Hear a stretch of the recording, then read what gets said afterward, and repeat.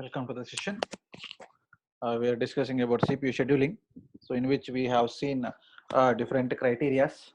So, these are the different criteria we already discussed in our last session,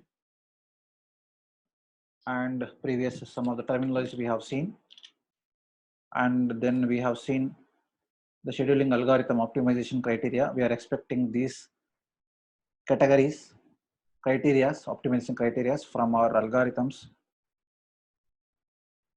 So the different scheduling algorithms, the output of different scheduling algorithm, we are expecting in such a way that it should produce maximum CPU utilization, should have maximum throughput, should have minimum turnaround time, minimum waiting time, and minimum response time for the processes. So these are the expectations that we have from any scheduling algorithms. Okay, so till here we covered in our last session. So now we are getting into the actual scheduling algorithms. We'll see one by one.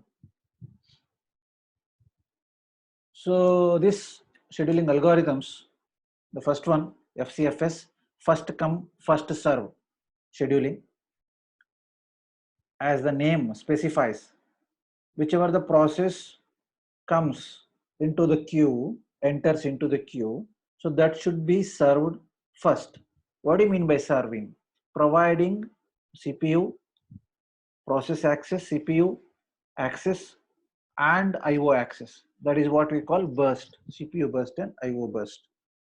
Right. So whenever a process enters into a process pool, along with its process ID, say process number, and its burst time. So those two things we should have earlier. So now, according to that, this FCFS, or first come first served algorithm, it's also called as FIFO, as first in first out, or run to completion algorithm, or run until done. So these are the variants of this FCFS, the different names for this one. The first one, FCFS, or first come first served scheduling algorithm. Second name is FIFO scheduling algorithm, first in first out algorithm. Third one, a run to completion scheduling algorithm. The fourth one, run until done algorithm, scheduling algorithm.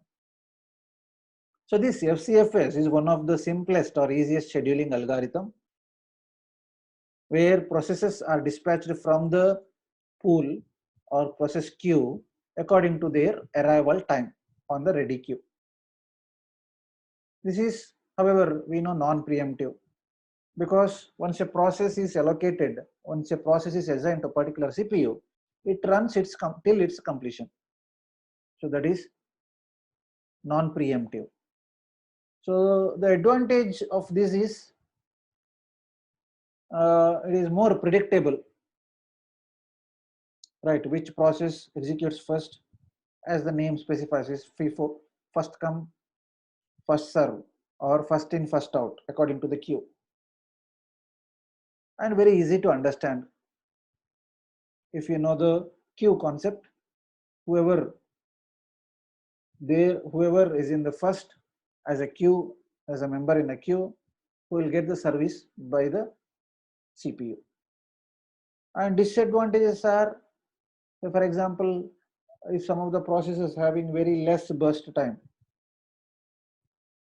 then they're supposed to wait until their turn in the picture. And some of the higher priority jobs have to wait irrespective of the previous processes.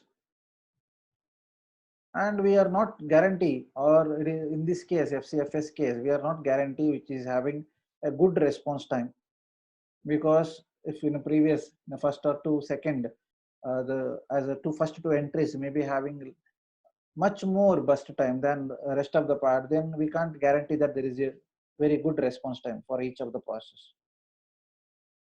And usually average waiting time, it is quite long because of this particular situation. And CPU utilization is lower when compared with the others. We'll see how it is. lower the CPU and lower the device utilization also.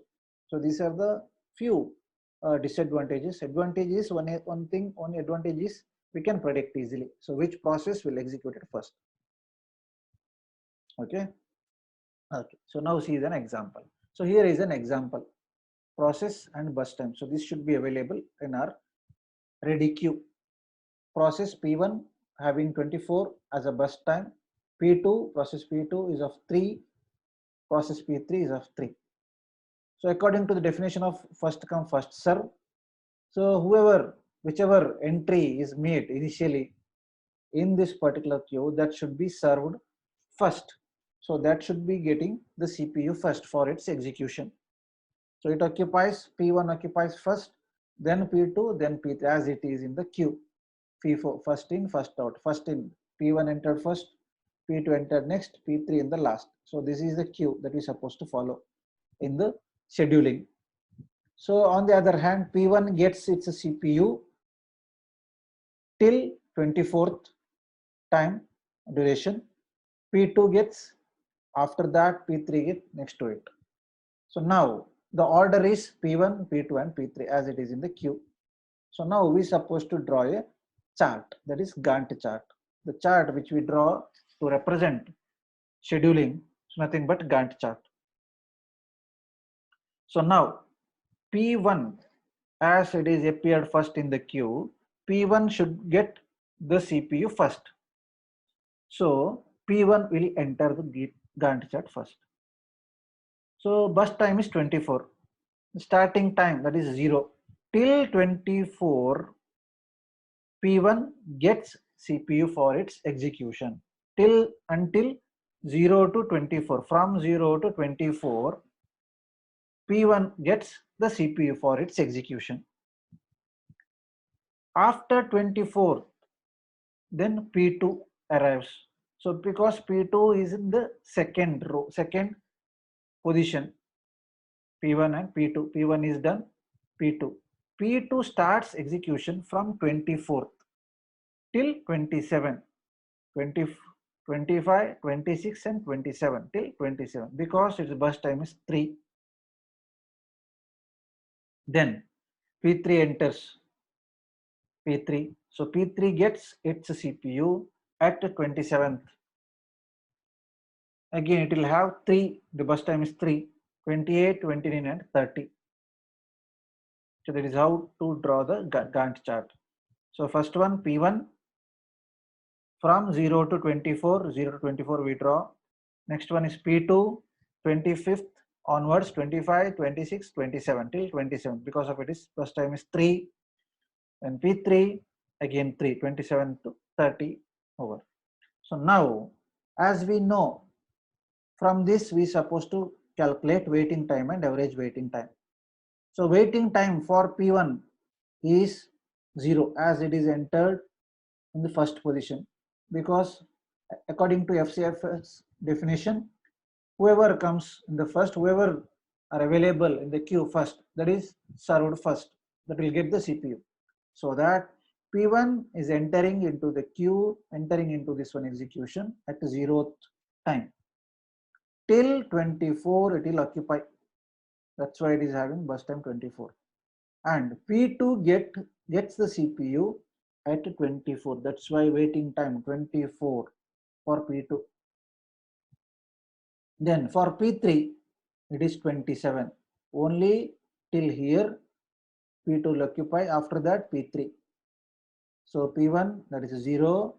Please follow my cursor, otherwise it is very tricky. P1 starts from 0 till 24. P2 starts from 24, that's why P2 equal 24. P3 starts from 27, that's why P3 equal 27.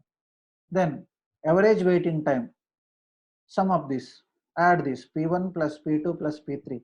P1 is 0, P2 is 24, P3 is 27, divided by 3, that is 17. So that is average waiting time. So now, out of this one, suppose in case the queue may be like this, P2, P3 and P1.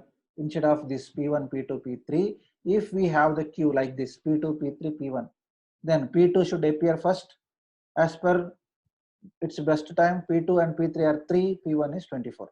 So we'll compare that. P2 0 to 3, then P3 again 3, from 3 to 6, then P1 6 to 24, 30, that is 24. So what will be the waiting time for P2? Waiting time for P1, it is 6, P1 from 0 to 6, that is waiting time. For P2, that is 0, because P2 enters in 0. For P3, it is 3, 0 to 3. That is P1 equal to 6, P2 equal to 0, P3 equal to 3. So the average is 6 plus 0 plus 3 divided by 3, that is 3. So this is little bit better than previous case. Previous case is bus average waiting time is 17. So now what we get out of this is something like convoy effect. Short process behind long process. Then we'll have average waiting time is more. So if you have shorter bus time initially, then we have lesser average time. So now we're supposed to consider CPU bound and IO bound processes if we have like this scenario. Any doubt? So why we call it as convoy effect? Because all the short processes wait for the completion of one particular process. So all the short processes, P2 and P3 are short processes. In this case, P2 and P3 are short processes. This should wait until P1 completes its CPU execution. So that's why it is convoy, a long lengthy process. So what we get now, very lower CPU and device utilization by this first command, first serve. Clear? So with respect to FCFS, whichever process in the list are in the first, that should be executed first, that should be given chance for a CPU. So according to that, P1 entered at 0th time, P2 entered 24th, P3 entered 27th. So waiting time is P1 equal to 0, P2 equal to 24, and P3 equal to 27, and so on. Then average waiting time is 0 plus 24 plus 27 divided by 3, that is average, equal to 27, equal to 17. So that is FCFS for you. Okay. So the convoy effect is nothing but the short process behind long process, the waiting period, that is convoy effect.